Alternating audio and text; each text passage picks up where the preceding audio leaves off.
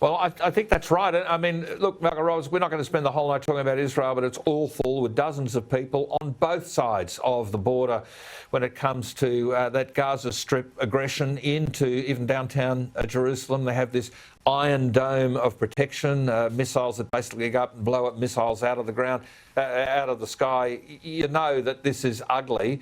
But Israel's a democracy. Israel is the only democracy in the whole of the Middle East. Israel is worthy of defending, but equally the Palestinian claim on the territory is worth, discussing. But surely there's room for both to live peacefully, if only they'll give peace a chance. Yes, that's the first thought that came to my mind when you raised this topic. Israel is indeed the only democracy in the Middle East, and it needs to stay. And then the Palestinians also have a right to exist. So I don't think that's disputed by sensible people.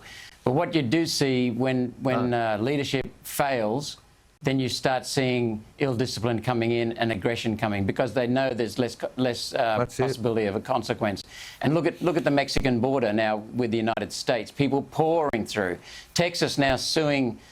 So I read somewhere Texas suing the Biden administration for being lax on the border. I mean, it's all going to custard. And what worries me is what the Chinese will do with regard to Taiwan, and what the Chinese might do with regard to us when they see very weak leadership in what is supposed to be the biggest and most powerful democracy that's ever existed, and it's crumbling.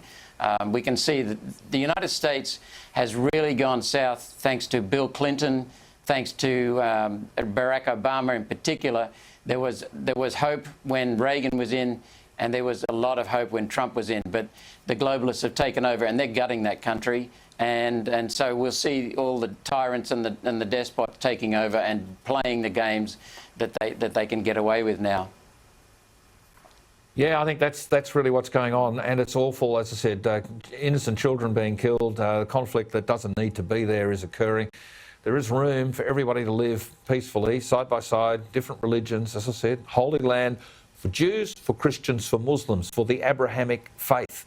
Everyone, the people of the book, and the good, sensible Muslims I know, passionate about Palestine, understand that, respect that. But they also understand that there's a lot more in common with Jews and Christians than these sorts of crazy extremists are promoting. But look,